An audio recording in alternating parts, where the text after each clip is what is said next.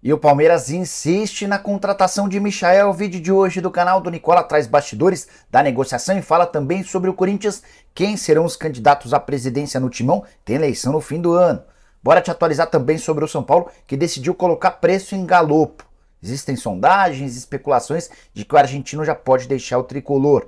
Quero contar ainda sobre o Atlético Mineiro e o papo de que a SAF com Peter Grieve pode subir no muro. Será mesmo? Vou falar ainda sobre o Cruzeiro, com uma série de reforços gigantes especulados. Preciso te atualizar sobre as últimas do mercado, falar sobre o Flamengo, sobre o tropeço do o Bahia tomou 6-0 do Sport nessa quarta-feira, você tá ligado? No vídeo de hoje vou contar tudo isso e muito mais. Antes, deixa eu só me apresentar. Sou Jorge Nicola, jornalista esportivo e dono desse canal no YouTube que se aproxima de 1.300.000 pessoas inscritas, com a missão de deixar você por dentro das últimas do seu time do coração. Para não perder nada, só apertar esse botãozinho vermelho de inscreva-se. Combinado? Bora começar contando que todo esse conteúdo é um oferecimento de Win, a casa que oferece o maior bônus do mercado, mais de 500%. E nessa quinta-feira, especial em jogos. Tem, por exemplo, na Liga Europa, nada mais, nada menos do que Manchester United e Barcelona, partida de volta. Quero-me até os jogos da Copa do Brasil, são 5 partidas, com destaque para Ceilândia e Santos, Trem e Vasco da Gama. Vou fazer uma aposta dupla, imaginando que o Santos vença e que no jogo do Vasco a gente tenha acima de 3 gols. 3-1, 4-0, 5-0. Se esses dois resultados de forma simultânea acontecerem, a odd vai para R$ 2,16. Estou colocando R$ 300 para voltarem 648. Para participar na unha super simples, só pegar o link que está no comentário fixo, faça seu cadastro e não esqueça de usar o cupom NICOLA500 para ter mais de 500% de bônus na hora de apostar, beleza? Bora começar o vídeo com o tradicional giro de notícias. A primeira informação é sobre o Richard Rios, aquele meio atacante do Guarani que virou alvo de uma grande disputa. Corinthians, Santos, Red Bull Bragantino e Internacional o querem. A primeira pedida do Guarani assustou a todo mundo. Os caras falaram em 15 milhões de reais, podendo chegar com uma boa negociação a 10 milhões de reais. É por isso que já tem clube desistindo da contratação do colombiano ex-Flamengo.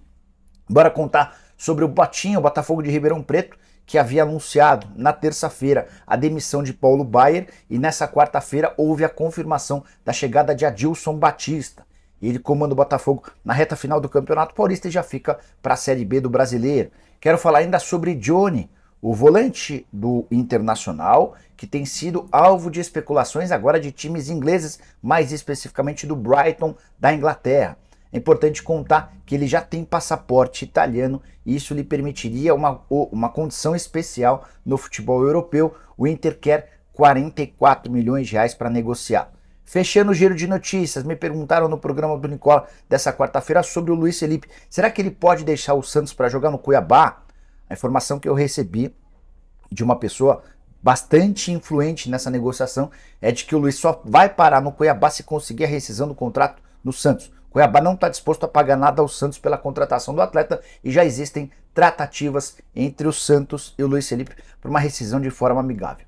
A saideira do giro de notícias, a constatação da eliminação de dois times muito mais fortes do que seus adversários logo na primeira fase da Copa do Brasil. Nessa quarta-feira, o Cuiabá e o Londrina foram eliminados da principal competição de mata-mata do futebol brasileiro. O Cuiabá tomou 4-3 do São Raimundo e o Londrina perdeu para o Nova Mutum por 4-2. Quero falar agora sobre Copa do Nordeste, mais especificamente sobre o Bahia com outro vexame. O time tomou 6-0 do Sport na Ilha do Retiro nessa quarta-feira. O pior é o acumulado dos últimos jogos. O Bahia é o último colocado do seu grupo e já havia tomado outro dia em casa 3-0 do Fortaleza. Logo, o Bahia, que investiu quase 70 milhões de reais em contratações de atletas, respaldado pelo Grupo City, contratou Deus e o mundo, trouxe o Renato Paiva como técnico, ex-comandante do Independente Del Valle, enfim. Existia enorme otimismo de que o Bahia fosse ser o protagonista do futebol nordestino. E ao contrário, tá virando o time que toma porrada de todo mundo. Muita pressão dos torcedores nas redes sociais, cobranças em cima do Renato Paiva e também do Cadu Santoro, que era há bastante tempo o homem forte do Grupo City na América do Sul e se tornou diretor executivo de futebol do Bahia City. Explicações precisam ser dadas. O Bahia fez um investimento alto para buscar resultados bem melhores. E eu, desde o começo, tenho demonstrado preocupação com o perfil dos atletas contratados, muito jovens, muito. Vários caras que ainda não conseguiram se bancar. Foram, por exemplo, para o Grupo City, não tiveram oportunidade, enfim. Só para lembrar, para fazer uma breve retrospectiva, na atual temporada o Bahia já teve 13 jogos com 8 vitórias, 1 empate e 4 derrotas. Além do 6-0 para o Sport e do 3-0 para o Fortaleza, o tricolor já havia sido derrotado pelo Jacobinense no Campeonato Baiano e pelo Sampaio Corrêa em outra partida da Copa do Nordeste. Bora mudar de assunto mais uma vez. Quero falar agora sobre o São Paulo, mais especificamente sobre o Galopo, que vive grande fase. É o artilheiro do Campeonato Paulista com 7 gols ao lado do Roger Guedes. Tem algo que joga a favor do São Paulino. Se o Roger Guedes é titular absoluto, o Galopo demorou um tempão para assumir essa condição. Tanto que dos 8 jogos que disputou, 4 foram como titular e 4 entrando no decorrer da partida.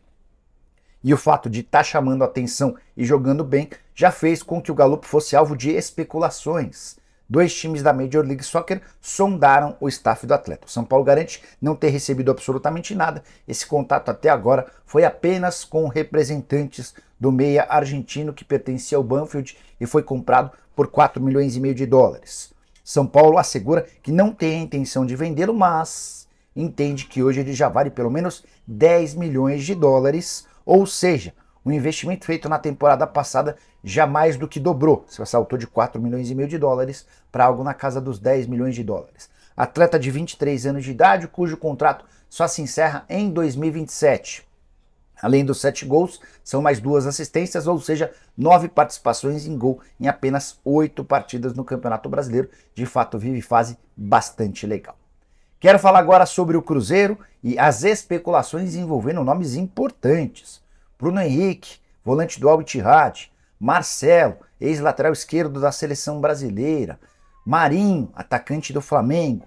Arboleda, eu já falei para vocês que não há nenhuma chance de ser contratado.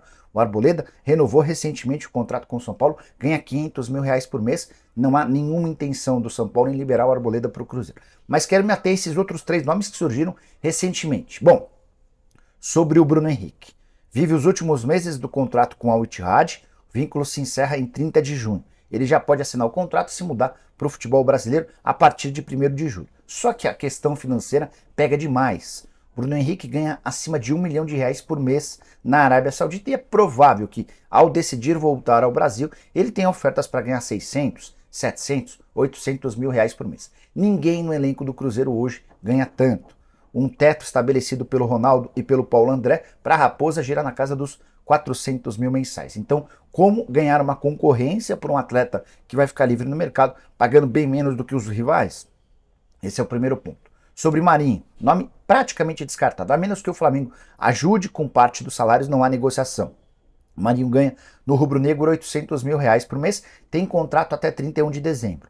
O Cruzeiro poderia bancar 400 mil e aí precisaria da ajuda de mais 400 mil do time rubro-negro. Não sei se o Flamengo toparia fazer uma operação nesse sentido. A ideia do Fla é abrir mão do Marinho, é negociá-lo com outro clube, mas de preferência não tendo de pagar qualquer quantia. Atacante que foi contratado do Santos por 7 milhões de reais e está fora dos planos do Vitor Pereira. Sobre Marcelo, está livre no mercado, rescindiu o contrato durante o último fim de semana com o Olympiacos da Grécia e ainda não se decidiu se voltará ao Brasil ou se vai tentar permanecer mais um pouco no futebol europeu, embora hoje ele esteja mais propenso para ver jogar no Brasil. Já contei para vocês que o Botafogo descarta. O Fluminense é um clube interessado. Sobre o Cruzeiro, a informação que eu recebi de uma fonte minha no clube é de que não há negociação e não é um atleta cuja capacidade financeira permita fazer qualquer investimento. Marcelo também exige hoje um patamar financeiro inalcançável pela Raposa. O torcedor do Cruzeiro deve aguardar por reforços. O clube vai contratar 1 ou 2 zagueiros, pensa em reforçar o time especialmente para o Campeonato Brasileiro, mas não serão grandes contratações. Nomes de peso estão praticamente descartados. Bora falar agora sobre o Atlético Mineiro e a SAF do Galo. O pessoal do Fala Galo, site bastante bem informado sobre o Atlético, trouxe recentemente a informação de que Peter Grieve, aquele norte-americano que lidera uma negociação há algum tempo com o Atlético para a aquisição do clube, Peter Grieve teria recuado, cogitando a possibilidade de desistir dessa operação. Também, de acordo com o Fala Galo, existe a possibilidade de um grupo rival entrar na disputa para aquisição do Galo. Fui checar com duas fontes diferentes. Uma funcionária do clube, a outra faz parte dos 4 Rs. E as duas asseguraram que não existe nenhum movimento de recuo por parte do Peter Griff. Também disseram que hoje o Atlético concentra todas as suas negociações com a empresa do Peter Griff. Não existe uma outra alternativa, um outro caminho de negociação. Pelo contrário, o Atlético inclusive tem pressa, pretende fazer com que o Conselho Deliberativo aprove ou não as negociações em andamento no início do mês de março, ou seja, bem daqui a pouco. A tendência é que sejam levados ao Conselho duas alternativas. Do Peter Griff comprar por 800 milhões de reais 50% das ações do Galo, deixando que a Arena MRV e o CT, a Cidade do Galo, fiquem em posse da associação. A outra possibilidade, em vez de gastar 800 milhões de reais, o Peter Griff gastaria 1 bilhão e 800 milhões de reais e incluiria na sua SAF o CT e o Estádio Atleticano. Você prefere quais dos caminhos ou qual desses caminhos? E aí, só para fechar sobre o Galo, contar que o Atlético estreou na pré-Libertadores nessa quarta-feira, não deixou uma boa impressão, o time ficou no 0 a 0 com o fraco Carabobo, com detalhe de que a equipe venezuelana teve a melhor chance do jogo no primeiro tempo. O Everson fez uma defesa espetacular no rebote, o atacante do Carabobo ainda chutou a bola para fora. Com esse resultado, o Atlético vai precisar de uma vitória simples no jogo da volta para garantir a classificação. Isso vai acontecer, mas o Galo vai precisar melhorar bastante para vencer a próxima fase, a última antes do mata-mata, a última antes da fase de grupos da Libertadores, quando vai enfrentar o vencedor de Universidade Católica do Equador e o Milionários da Colômbia. Bora falar agora, só uma coisa rápida sobre esse confronto, duelo com transmissão do Paramount Plus, e estarei nos comentários, tá? Então, se você, torcedor do Galo, quiser acompanhar o jogo, saiba que eu estarei nos comentários dessa partida. Bora falar agora sobre o Palmeiras. Negociações com o Andrei prosseguem. O Palmeiras não desistiu do volante ex-Vasco e espera fechar ainda nessa semana o empréstimo até o fim da temporada. Mas o Andrei não é o único alvo. O Anderson Barros, o diretor de futebol do Verdão, também insiste na contratação de Michael. O atacante, que pertence ao Al Hilal, foi identificado pelo Abel Ferreira como o grande alvo do mercado para o ataque. O Abel entende que ele tem todas as características necessárias para se dar bem no clube. Jogador de muita intensidade, bom na marcação, muito forte no 1 contra 1, veloz e também sabe fazer gols. Não atrapalharia o crescimento de Giovani na visão do Abel, seriam jogadores complementares, um poderia ajudar o outro, inclusive atuando um de cada lado. Quem pode inclusive se dar mal caso a contratação do Michael seja efetivada, talvez seja o Hendrick, com o Rony jogando mais centralizado, teria o Dudu de um lado, o Michael do outro, com o Rony de centroavante ou de falso 9. Como é que andam essas tratativas? O Palmeiras já fez 2 propostas recusadas. Primeira de empréstimo, o Al Hilal descartou na hora. A segunda, compra de 50% dos direitos econômicos por 5 milhões de dólares. O Al Hilal disse que está muito pouco, que eles gastaram 8 milhões e meio de dólares por 85% e querem recuperar esse investimento. O Palmeiras fará uma próxima proposta, a terceira, com um valor superior aos 5 milhões de dólares, por um percentual maior do que os 50%, mas vai pedir que o Al Hilal aceite um parcelamento longo. O Palmeiras quer pagar essa quantidade de dinheiro no mais longo período possível para não complicar seu fluxo de caixa. Não há desistência por parte do Palmeiras, pelo contrário, e o fato de o Michael já ter se mostrado a favor de jogar no Palmeiras faz com que o Verdão insista nessa contratação. Deveremos ter novidades muito em breve, apesar do interesse também do Flamengo, da vontade do Grêmio. O Michael hoje já disse ao Palmeiras que topa jogar no Verdão. Só para completar sobre o Palmeiras, time que venceu por 2 a 0 o Red Bull Bragantino nessa quarta-feira em jogo do Campeonato Paulista, a vitória que devolveu ao Palmeiras a condição de dono da melhor campanha. Um pouquinho antes, o São Bernardo havia vencido o Ituano por 2 a 0 e havia ultrapassado o Palmeiras. Com a vitória, o Palmeiras foi a 24 pontos, o São Bernardo tem 23, os dois pertencem ao mesmo grupo, justamente o grupo da Lusa. Nesse jogo, vitória por 2 a 0 do Palmeiras, Verdão sofreu. O Red Bull, inclusive, finalizou bem mais do que o Palmeiras. No final das contas, prevaleceu a eficiência do Rony, mais um gol de cabeça, 16 gols de cabeça pelo Palmeiras, e do Breno Lopes, que entrou bem e acertou um chute que pouca gente imaginava. 100ª vitória de Abel Ferreira no comando do Verdão, Palmeiras que agora projeta as 2 últimas rodadas para se manter na primeira colocação e receber o São Bernardo no jogo de mata, não é mata-mata. Nas quartas de final, nas semifinais do Paulistão, jogo único. Quero fechar o vídeo para falar sobre o Corinthians e responder uma pergunta que tem sido alvo de muita curiosidade da parte dos alvinegros. Quem serão os candidatos à presidência do Corinthians? Você sabe que o mandato do Duílio se encerra no fim dessa temporada e entre novembro e dezembro haverá a eleição para decidir o novo presidente do clube. O Duílio até tentou no ano passado um movimento que lhe permitiria se candidatar a uma reeleição. O Estatuto do Corinthians proíbe. E aí pessoas influentes dentro do clube acabaram por entender que não há nenhuma motivação para a mudança do Estatuto. Então, nesse momento, está descartada a chance de o Duílio concorrer à reeleição. Diante disso, o grupo Renovação e Transparência, liderado pelo André Sanches, tem um grande problema para administrar. Depois de 16 anos à frente do clube, desde 2007, o André Sanches não tem um candidato. Mário Gobi, descartado. Roberto de Andrade também. Duílio não pode. O Andrés assegura que não vai concorrer à eleição. E aí deve surgir o nome de André Luiz Oliveira, mais conhecido como André Negão, o mais antigo aliado do Andrés dentro do clube, como o candidato da situação. Esse nome já vem sendo especulado há muito tempo, só que sempre existiu por parte da galera da Renovação e Transparência uma preocupação em relação ao currículo do André, como é que as pessoas fora do Corinthians veriam esse currículo. O André é super acessível, entre os sócios ele tem enorme moral, porque tem muito trânsito, está sempre por lá. Só que é um cara que já foi bicheiro, e admite isso, já esteve na mira da Operação Lava Jato, acabou preso em flagrante por porte ilegal de arma, chegou a tomar 7 tiros, enfim. É um perfil controverso.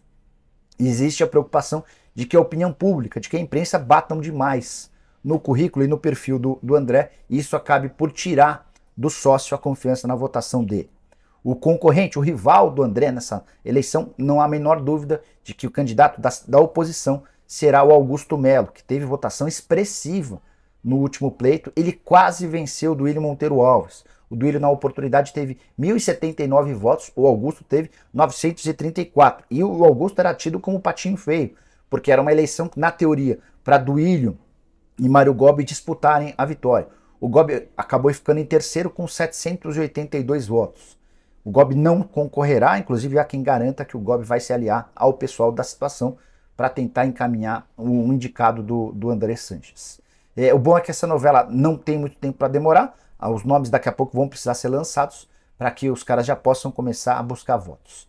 Posso contar para vocês que hoje o cenário mais realístico tem André Luiz, o André Negão pela situação e o Augusto Melo pela oposição.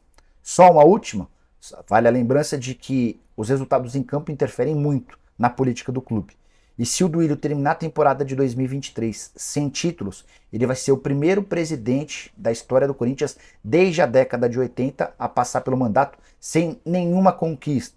Isso seria um pé no tiro do grupo da situação, aumentando as chances de Augusto Melo virar o vencedor. Você vai votar em quem? O que você pensa a respeito dessa realidade? Os espaços para comentário, não esquece de deixar like, de se inscrever. A gente se encontra. Abraço, tchau.